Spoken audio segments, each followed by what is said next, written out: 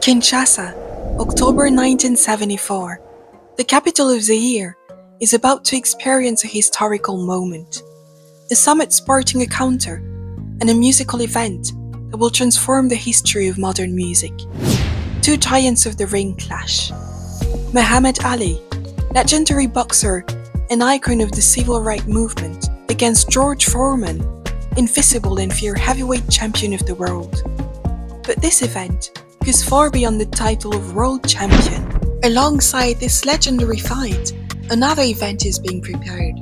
3 days in which the greatest African and African-American artists will unite their voices to celebrate Black culture. From soul music, salsa, soukous, and Congolese rumba, Kinshasa becomes the beating heart of Afro music. But beyond the spotlight, there is much more than a cultural celebration. It's a quest for unity, a symbol of reconnection between Africa and its diaspora, a response to the struggle for the civil rights movement and against apartheid, but also a return to the roots.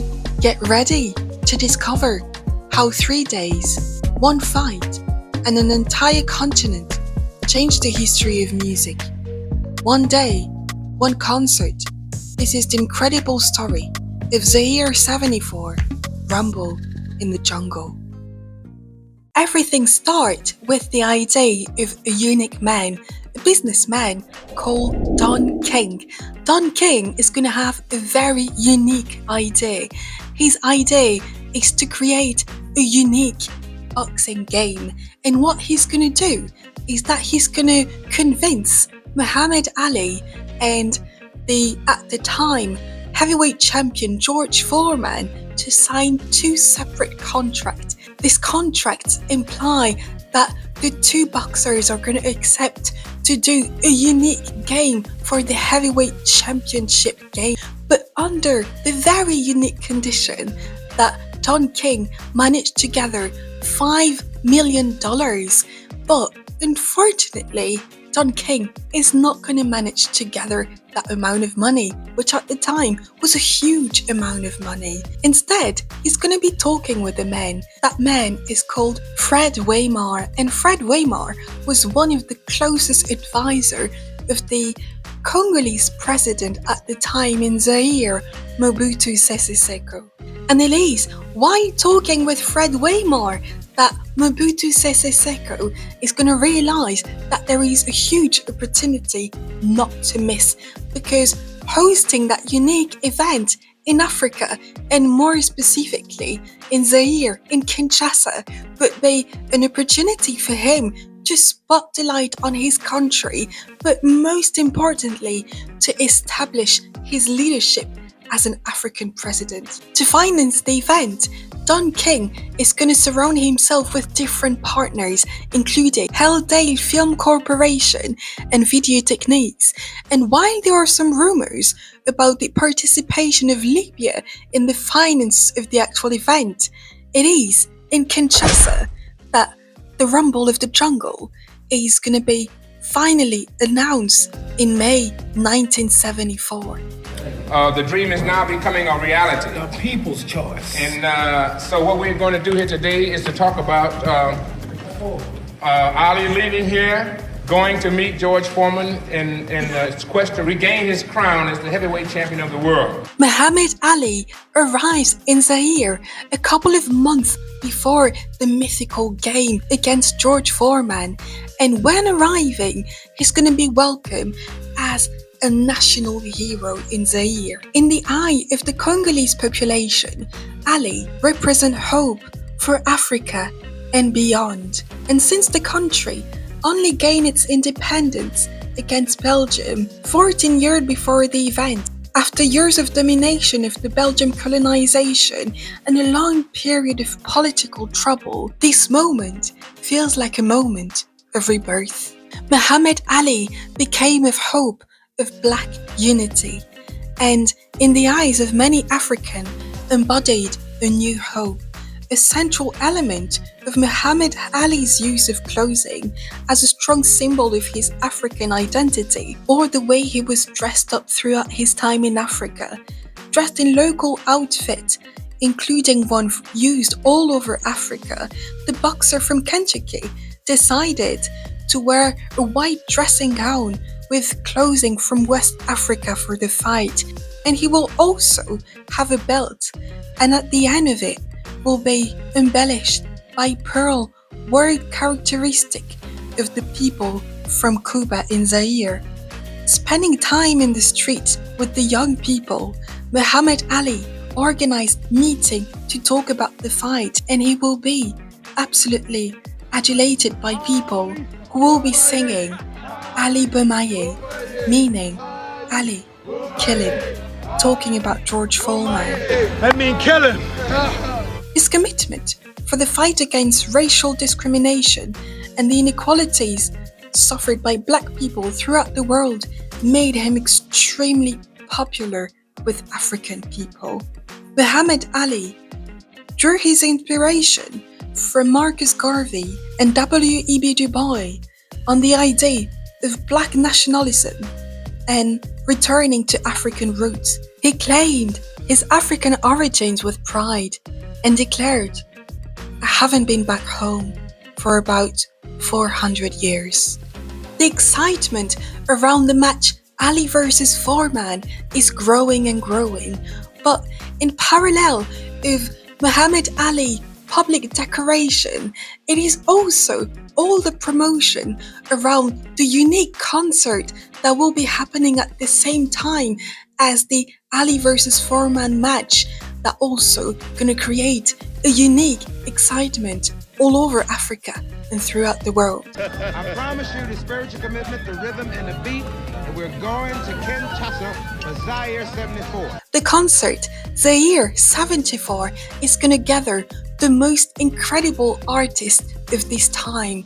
You can count between these artists some of the most prestigious artists in the world gathered for 3 days of concert. For this historical moment will be present James Brown, Bill Withers, from Cuba, Celia Cruz, Fania All-Star from the American side, as well as showcasing the African talent, of which Manu Dibango, Franco Luambo Makiadi and his Tout-Puissant OK Jazz, as well as Tabu Rochereau, who is the first African artist to ever perform at the French venue of Olympia in 1970. You'll also have the mythical female artist Abeti Masikini, who also made history while becoming the first Congolese female singer to perform at the French venue of Olympia at the age of 19 years old in 1973.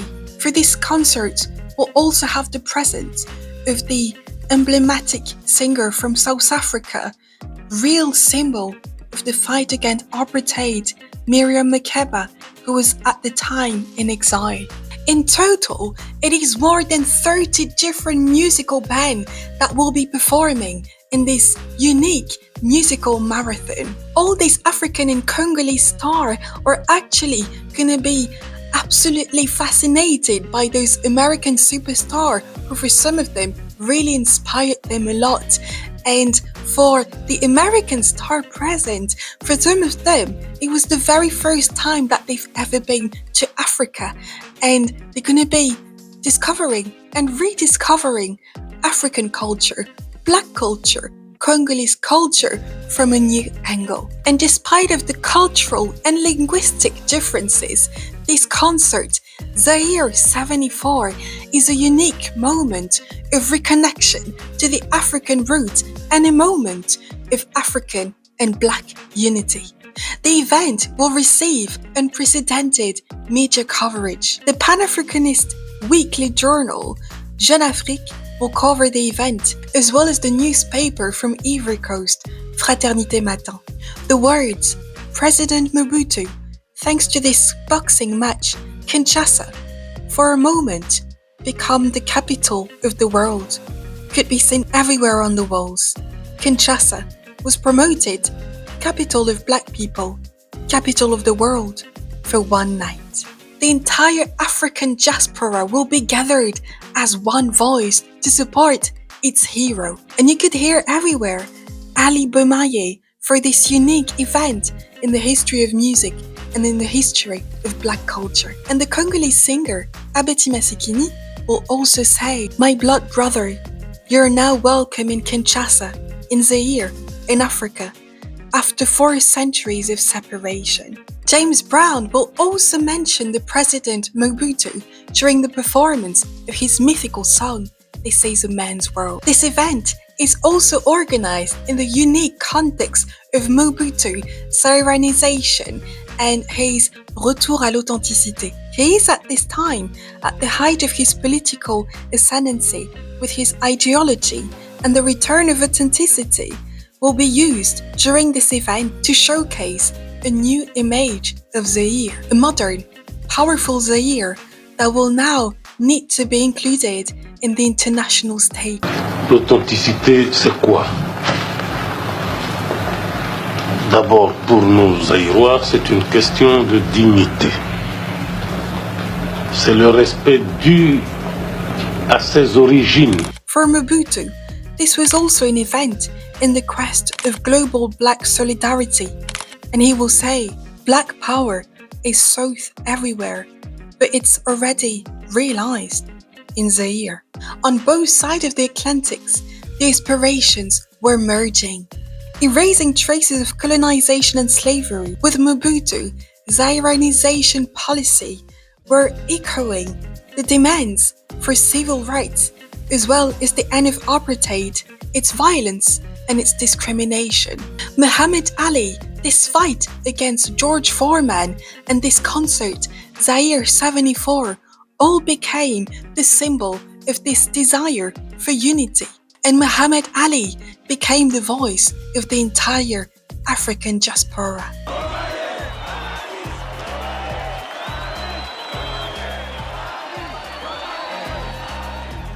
The two champions were training throughout summer in Kinshasa, and Muhammad Ali was going on a very long run in the River Congo to perfect his endurance. The fight took place at 4 a.m. on the 30th of October 1974 in Kinshasa State, the 20th of May, where people were screaming in Lingala, "Ali Bomaye." At the same time, the event was broadcasted in American TV at 10:16 p.m.